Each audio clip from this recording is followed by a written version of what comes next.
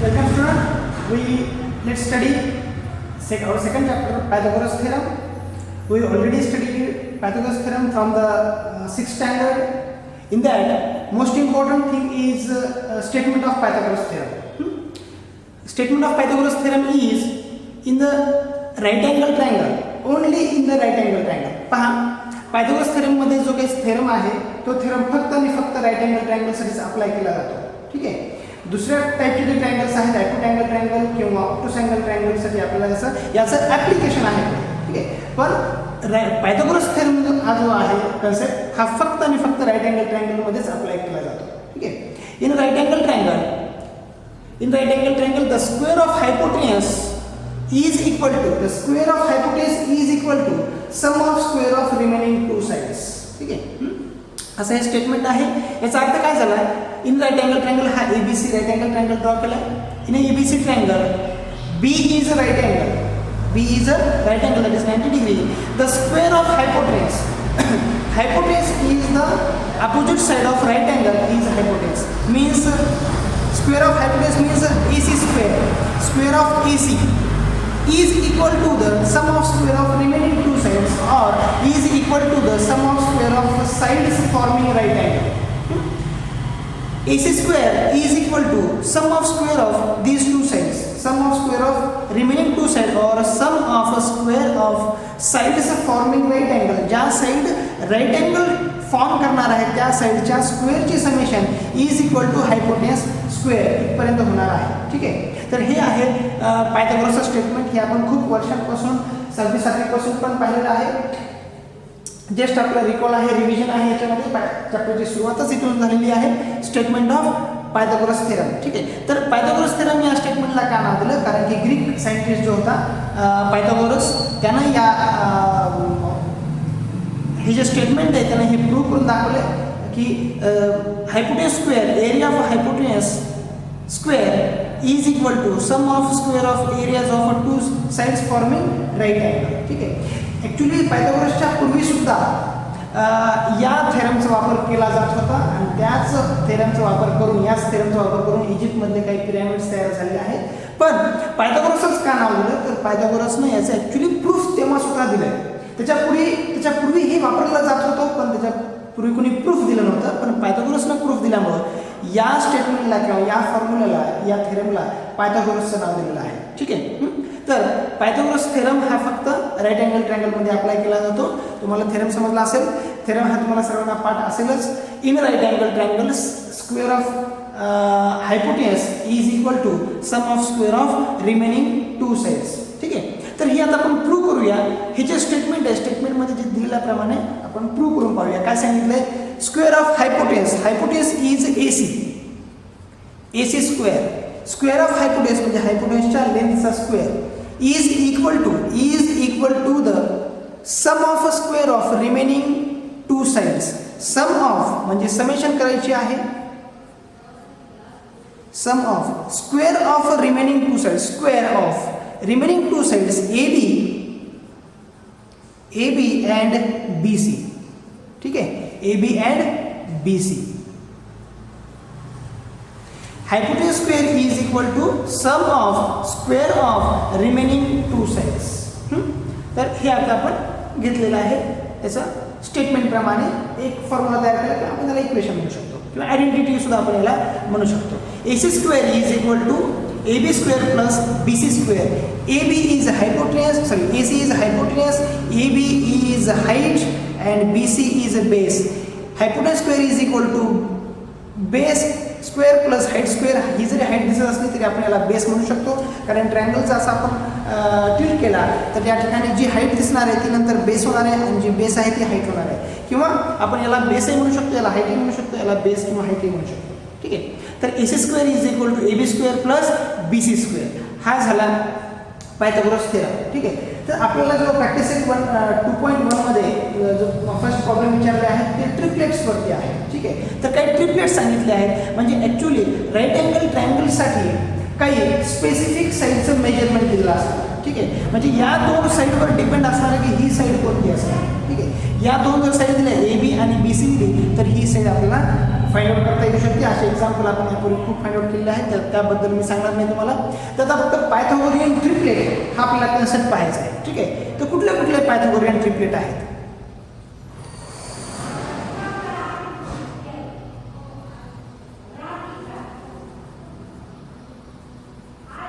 Pythagorean triplets. ठीक आहे, तर फर्स्ट आपण ट्रिपलेट घेऊया 3, 4, 5.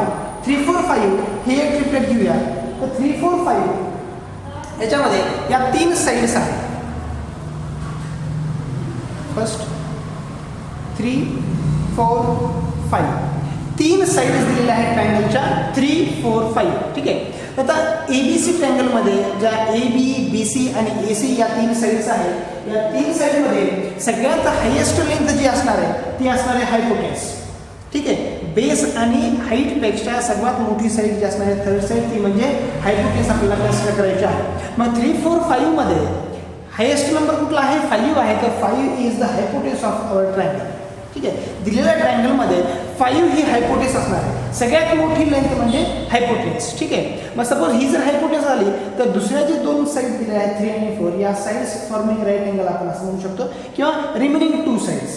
One side is the hypotenuse, that is 5, and 3 and 4 are the remaining 2 sides of triangle.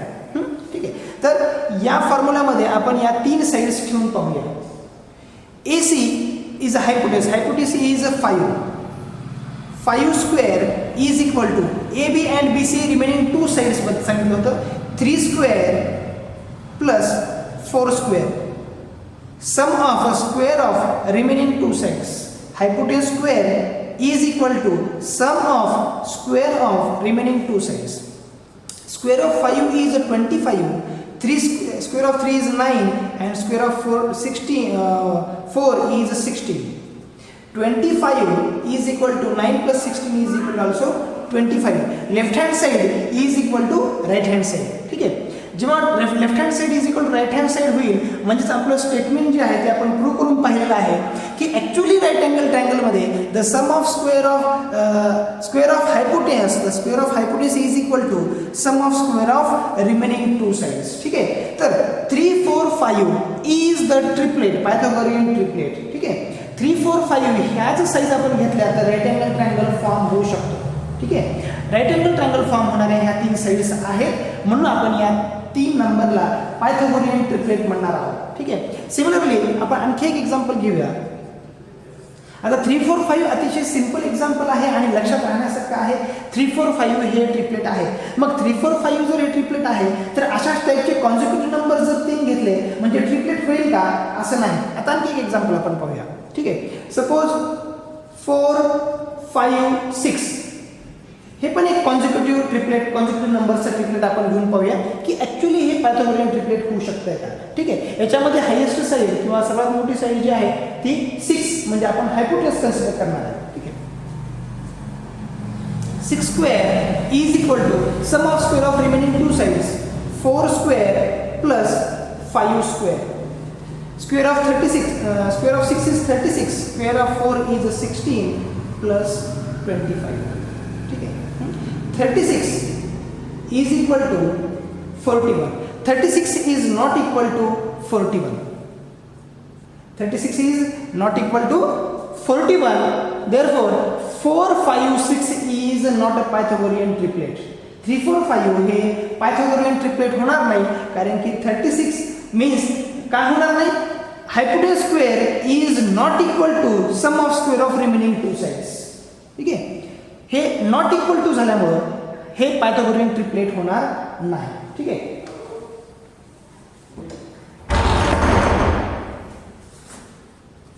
तर Pythagorean triplet तेच होती ज्याच्यामध्ये highest side square is equal to sum of square of remaining 2 sides. ठीक आहे, तर 4, 5, 6 आता हे बाय चान्स 3, 4, 5 हे कॉन्झिक्युटिव्ह नंबरचं पायथागोरियन ट्रिपलेट झालं आहे.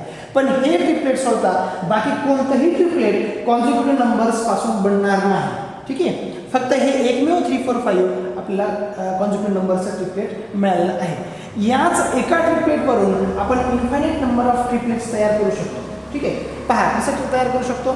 सपोज 3, 4, 5 आहे. 3, 4, 5ला 2 न मल्टिप्लाय केलं, 3 ला 2 न मल्टिप्लाय करायचं, 4 ला 2 न आणि 5 ला पण 2 न मल्टिप्लाय करायचं. 3 2 जा 6, 4 2 जा 8, 5 2 जा 10. ठीक आहे. तर 5, 8 आणि 10 हे पण एक पायथागोरियन ट्रिपलेट होऊ शकतं. ठीक आहे. जसं आपण 2 न मल्टिप्लाय केलं तसं ह्या तिन्ही या ट्रिपलेटला 3 न मल्टिप्लाय केल्यानंतर याला 3 न मल्टिप्लाय केलं, 4 ला 3 न मल्टिप्लाय आणि 5 ला 3 न मल्टिप्लाय केलं. ठीक आहे. जे तयार होणार आहे ते पण एक ट्रिपलेट होणार आहे. सपोज इथं आपण 2 च्या ठिकाणी 3 न मल्टिप्लाय केलं, 9, 12 आणि हे 15. ठीक आहे. 6, 8, 10 हे एक ट्रिपलेट आहे. तर 9, 12, 15 पण ट्रिपलेट आहे. 9, 12, 15 कसं तयार झालं? आपण 2 च्या ठिकाणी 3 न मल्टिप्लाय केलं या बेसिक ट्रिपलेटला. ठीक आहे. 3 न मल्टिप्लाय केलं किंवा 9, 12 आणि 15 हे ट्रिपलेट मिळालं. असं इकडे तुम्ही 4 न पण मल्टिप्लाय करू शकता, 5 न पण मल्टिप्लाय करू शकता, 6 न पण मल्टिप्लाय करू शकता. कोणत्याही एकाच नंबरनं जर आपण ह्या बेसिक ट्रिपलेटला जर मल्टिप्लाय केलं तर अशा आपल्याला भरपूर ट्रिपलेट्स मिळणार आहेत. ठीक आहे. यापैकी आता सगळे ट्रिपलेट नाही, फक्त हे एकच ट्रिपलेट आपण चेक करून पाहूया की करेक्ट आहे का नाही. ठीक आहे. 6, 8, 10. 6, 8, 10. 10 is hypotenuse, highest side of the triangle is hypotenuse. 10 square, hypotenuse square is equal to sum of a square of remaining two sides. 6 square plus 8 square. Square of 10 is 100. 6 square is 36 plus square of 8 is 64. 36 plus 64 is equal to 100. 100 is equal to 100 means longest side of triangle square is equal to sum of square of remaining two sides. 100 is equal to 100. Therefore 6, 8, 10 is a Pythagorean triplet. ठीक आहे. अशा प्रकारे तुम्हाला दिलेलं कोणतंही Pythagorean triplet हे check करता येईल. म्हणजे ट्रिपलेट दिलेलं जे चेक करता येईल की ते पायथागोरियन ट्रिपलेट आहे का नाही ते. ठीक आहे. 3 नंबर्स चेक करण्यासाठी आपण अशा प्रकारे वापर करणार आहेत. प्रॅक्टिस सेट 2.1 मध्ये अशा टाईपचे एक्झाम्पल दिलेत. काही ट्रिपलेट दिलेले आहेत ते तुम्हाला शो करायचे ते पायथागोरियन ट्रिपलेट आहे का नाही. ठीक आहे. त्यापैकी एक एक्झाम्पल आपण घेऊया. प्रॅक्टिस सेट 2.1 मध्ये फर्स्ट बिट मध्ये 6th एक्झाम्पल आहे. 60, 61 and 11 decide whether the given triplet are Pythagorean triplet or not असा प्रश्न विचारलाय. 60, 61 आणि 11 हे दिलेले 3 साईड आहेत. म्हणजे या 3 साईड राईट अँगल ट्रायंगलच्या साईड्स आहेत का नाही हे आपल्याला शो करायचं आहे विथ रिझन. ठीक आहे. तर सॉल्व करत असताना पहिल्यांदा आपण जे पायथागोरस थेरम आहे ते लिहिणार. Hypotenuse square is equal to base square plus height square. ठीक आहे. Hypotenuse highest side of the triangle is hypotenuse is 61 square is equal to base. आता कोणतेही साइड बेस आणि कोणती साइड आपण हाईट घेऊ शकतो. 60 स्क्वेअर प्लस 11 स्क्वेअर. बेस आपण 60 घेतला, हाईट 11 आपण घेतली. ठीक आहे. Square of 61 is 3721. Square of 60 3600 plus square of 11 is 121. ठीक आहे. अशा प्रकारे आपल्याला शो करायचे विथ रिझन हेच आहे की तुम्हाला left hand side is equal to right hand side दाखवायचे. 3721 plus 3600 plus 121 is 3721. Left hand side is equal to right hand side. जेव्हा मिळेल तुम्हाला तेव्हाच असं सांगता येईल की 60, 61, 11 is Pythagorean triplet. Is a Pythagorean triplet. अशा प्रकारे तुम्हाला मेन्शन करायचे. याच मेथडप्रमाणे तुम्हाला बाकी सर्व प्रॉब्लेम यातले फर्स्ट बीट मधले पायथागोरियन ट्रिपलेट आहे का इज इक्वल टू जर असेल तरच ते पायथागोरियन ट्रिपलेट होईल. अदरवाईज ते पायथागोरियन ट्रिपलेट होणार नाही. इथं नॉट इक्वल टू आलो त्यानंतर आपल्याला याचे दिलेलं जे ट्रिपलेट आहे ते is not a Pythagorean triplet. अशा प्रकारे सिंपल तुम्हाला ट्रिपलेट दिलेले आहेत ते सॉल्व्ह करायचे आहे. ठीक आहे. तर यानंतर आपण लगेच नेक्स्ट टॉपिक घेणार आहोत पायथागोरस थेरम मधला. ठीक आहे. हे तर झालं बेसिक राईट अँगल ट्रायंगल बद्दल. तर राईट अँगल ट्रायंगल सुद्धा राईट अँगल ट्रायंगलच्या काही प्रॉपर्टी आहेत पायथागोरस थेरममध्ये जे आपल्याला वापरायचे आहेत. ठीक आहे. तर दोन प्रॉपर्टी आहेत. स्टँडर्ड टाईपचे राईट अँगल ट्रायंगल आपल्याला दोन स्टडी करण्यासाठी आहेत. एक आहे 30-60-90 राईट अँगल ट्रायंगल आणि एक आहे 45-45-90 राईट अँगल ट्रायंगल. ठीक आहे. तर त्याच्या काय प्रॉपर्टी आहेत, कशा फिगर्स आहेत ते आपण पाहू. दोन राईट अँगल ट्रायंगल आहेत. स्टँडर्ड राईट अँगल ट्रायंगल दोन आहेत. एक 30-60-90 राईट अँगल ट्रायंगल आणि दुसरा आहे 45-45-90 चा राईट अँगल ट्रायंगल. ठीक आहे. त्यापैकी आपण एकच राईट अँगल ट्रायंगल पाहतोय 30-60-90चा. त्यानंतर आपण 45-45-90चा जो आयसोसेलेस राईट अँगल ट्रायंगल आहे तो पण आपण पाहणार. ठीक आहे. तर प्रॉपर्टी काय आहे 30-60-90 right angle ट्रायंगलची. In a 30-60-90 right angle triangle, opposite side of 30 degree is half of hypotenuse. Opposite side of 30 degree. ठीक आहे. हा झाला 30-60-90 चा राईट अँगल ट्रायंगल. त्याच्यामध्ये opposite side of 30 degree property काय आहे, opposite side of 30 degree is half of hypotenuse. Opposite side of 30 degree is BC. BC is opposite side of 30 degree angle. या 30 डिग्रीच्या अपोजिट म्हणजे ही साईड झाली. ठीक आहे. तर BC किती असणार आहे, BC is half of hypotenuse, half of length of hypotenuse. Hypotenuse म्हणजे AC जेवढी आहे त्याच्या हाफ लेंथ ही BC असणार आहे. ठीक आहे. Suppose AC length of AC is A, length of AC is A, then BC is half of A, half into A, half into A. ठीक आहे. ही झाली opposite side of 30 degree is half of hypotenuse. Half of hypotenuse. Hypotenuse is A, then BC is half of A. ठीक आहे. त्यानंतर second property, opposite side of 60 degree is under root 3/2 times hypotenuse. ठीक आहे. under root 3/2 times hypotenuse is the opposite side of 60 degree. 60 डिग्रीची opposite side AB आहे. ठीक आहे. AB side आहे अपोजिट साइड 60 डिग्रीची. तर AB ची लेंथ, सपोज जर हायपोटेन्स जर A आहे, AB is under root 3/2 into A. Under root 3/2 into A is the opposite side of 60 degree. आता इकडे आपण सपोज केलं आहे हायपोटेन्सची लेंथ ही A आहे. ठीक आहे. हायपोटेन्शियल लेंथ वरती डिपेंड आहे की बाकीच्या साइड्स कशा असणार राईट अँगल ट्रायंगलच्या. ठीक आहे. तर या दोन प्रॉपर्टी आहेत, हे लक्षात ठेवा. Opposite side of 30 degree is half of hypotenuse and opposite side of 60 degree is under root 3/2 times hypotenuse. ठीक आहे. लेट त्यालाच आपण एक्झाम्पल मध्ये घेऊया. Let hypotenuse is AC is equal to suppose 8 unit. AC hypotenuse is 8 unit. Then finding the value of AB and BC. ठीक आहे.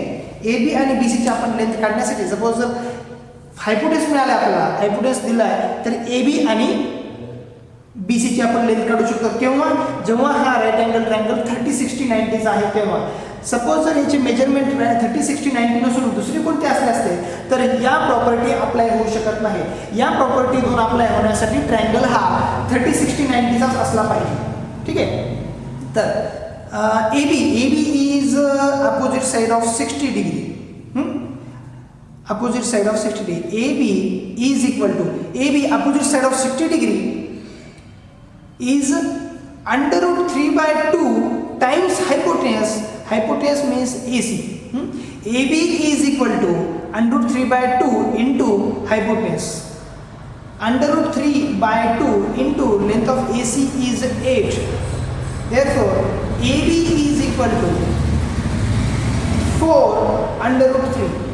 Length of AB is 4 under root 3 unit. AB मिळालं. BC. आता BC पाहूया आपण. BC is opposite side of 60 degree. Opposite side of a 30 degree. Opposite side of 30 degree is BC is equal to. ठीक आहे. BC साठी आपण काय apply केलं, कारण BC is opposite side of 30 degree. Opposite side of 30 degree is BC and our property is that opposite side of 30 degree is half of hypotenuse AC. Half into length of AC is 8 BC, therefore BC, length of BC is 4 unit. Length of BC is 4.8. अशा प्रकारे हायपोटेन्यूज जर दिली असेल तर आपण त्याच्या remaining two sides find out करू शकतो बाय युजिंग पायथागोरस थेरम और sorry by using property of right angle triangle 30 60 90. ठीक आहे, 30 60 90 च्या ट्रायंगल मध्ये आपल्याला हे दोन प्रॉपर्टीज घ्यायच्या आहेत, हाफ आणि √3/2. हा दोनच व्हॅल्यू तुम्हाला लक्षात ठेवायच्या.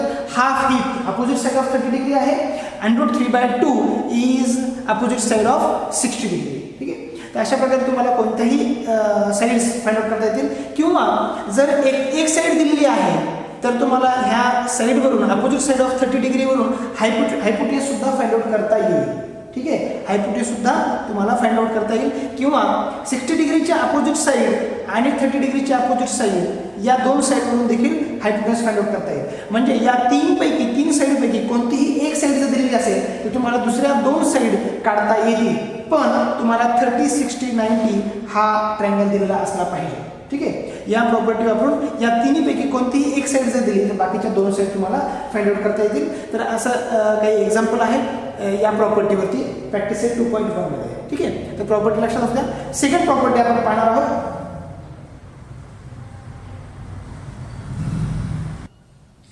Second property of a right angle triangle 45 45 90.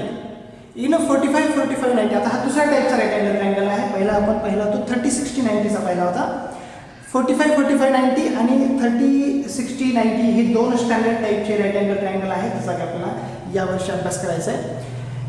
आता प्रॉपर्टी पहा. In a 45 45 90 right angle triangle opposite side of 45 degree is 1/√2 times hypotenuse. Times म्हणजे मल्टिप्लिकेशन आहे 1/√2 इंटू हायपोटेन्यूज. ठीक आहे, तर हा जो 45 45 90 चा राईट अँगल ट्रायंगल आहे, असं आपण याला आयसोसेलस राईट अँगल ट्रायंगल पण म्हणतो, कारण की इकडं दोन्ही अँगल 45 डिग्रीचे आहेत. 45 डिग्रीचे आहेत, तर ह्या 45 डिग्रीच्या अपोजिट साइड आणि या 45 डिग्रीच्या अपोजिट साइड ही सुद्धा कॉन्ग्रंट साइड होणार आहेत. म्हणजे दोन साइड्स कॉन्ग्रंट असतील तर त्याला आपण आयसोसेलस ट्रायंगल म्हणतो. याला आपण आयसोसेलस राईट अँगल ट्रायंगल पण म्हणू शकतो. ठीक आहे, तर आयसोसेलस, आता याच्यामध्ये एकच प्रॉपर्टी सांगितली आहे, opposite side of 45 degree is 1/√2 times hypotenuse. याच्या पूर्वीच्या ट्रायंगलमध्ये मी दोन प्रॉपर्टी सांगितल्या होत्या. एक होती 30 डिग्रीची अपोजिट साइड आणि दुसरी होती 60 डिग्रीची अपोजिट साइड. पण इथे एकच साइड सांगितली, एकच प्रॉपर्टी सांगितली, आणि ती एकच प्रॉपर्टी दोन्ही अँगलच्या अपोजिट साइडसाठी अप्लाय होऊ शकते, कारण की हा आयसोसेलस राईट अँगल ट्रायंगल आहे. ठीक आहे, मग जेवढी लेंथ ही PQ ची असणार आहे अपोजिट साइड ऑफ 45 डिग्री जेवढी असणार आहे तेवढीच opposite side of 45 degree QR सुद्धा तेवढीच असणार आहे. ठीक आहे, म्हणजे ह्या दोन्ही साइडची लेंथ आपली सेमच मिळणार आहे किंवा सेम असणार आहे.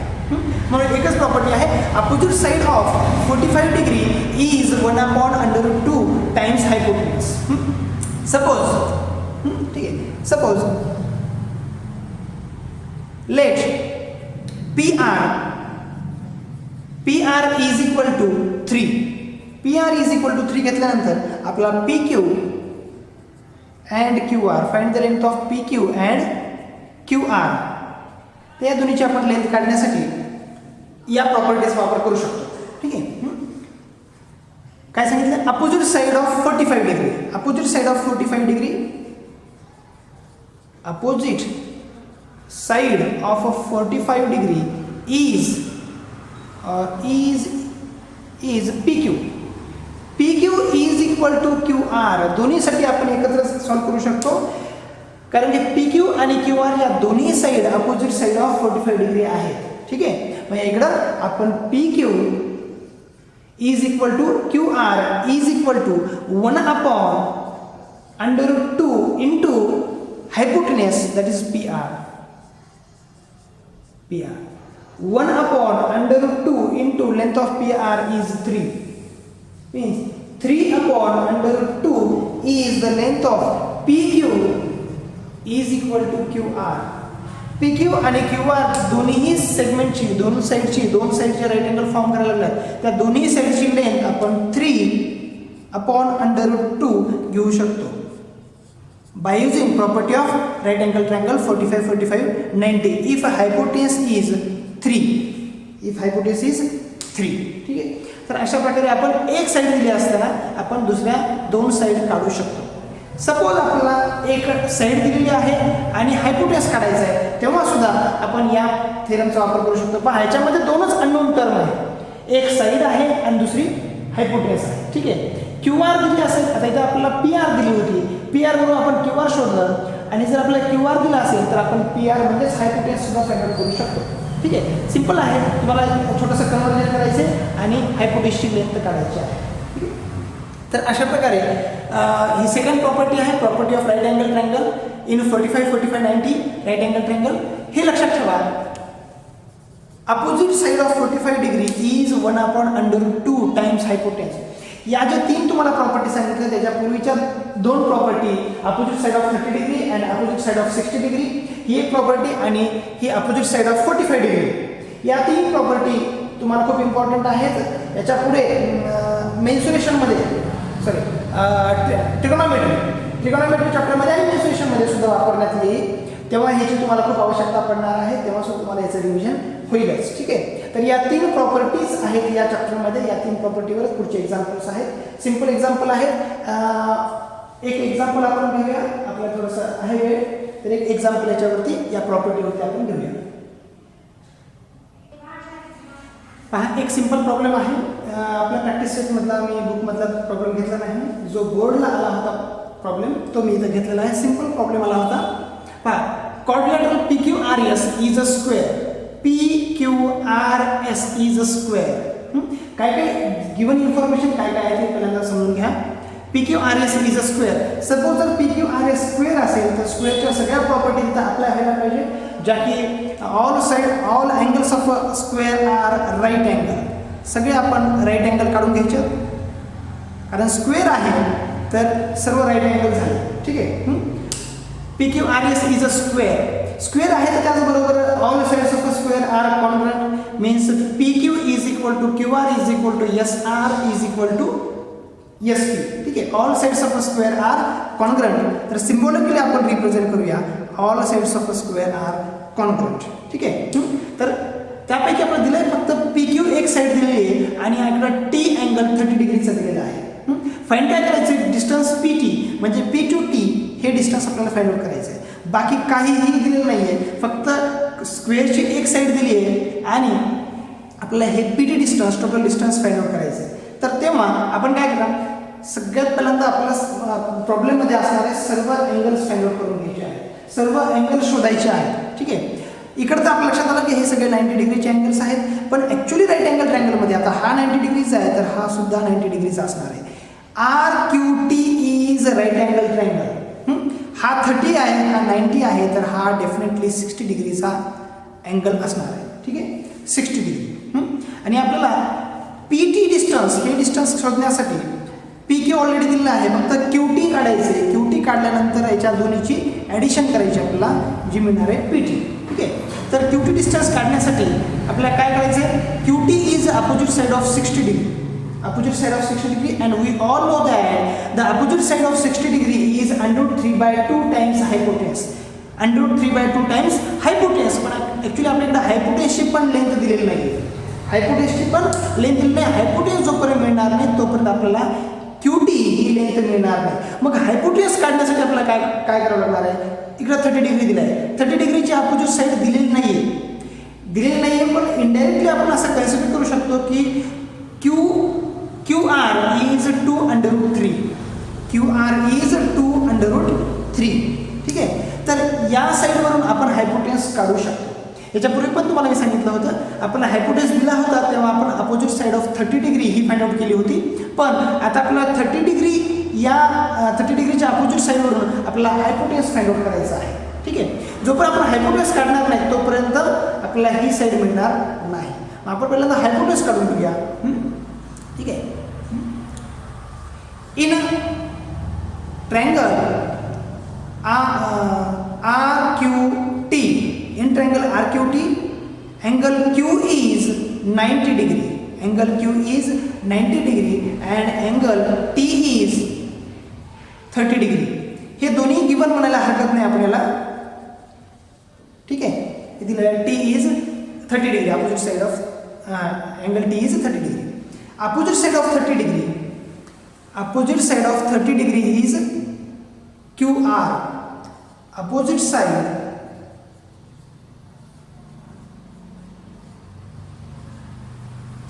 of 30 degree is QR. QR, opposite side of 30 degree is half of hypotenuse RT. Half of hypotenuse, half into hypotenuse RT. ठीक आहे, तर QR ची लेंथ आपल्याला दिलेली QR is equal to 2 under root 3 is equal to half into RT.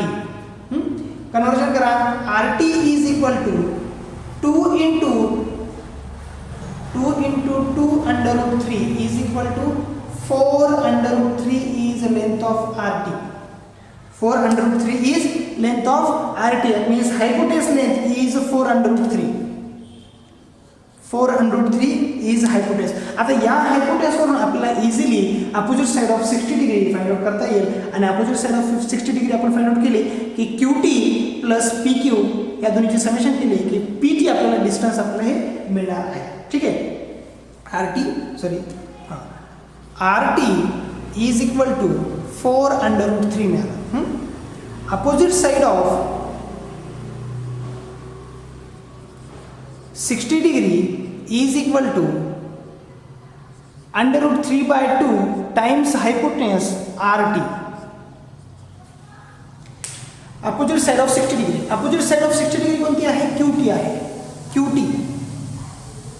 QT is equal to under root 3 by 2 into length of RT is 4 under root 3.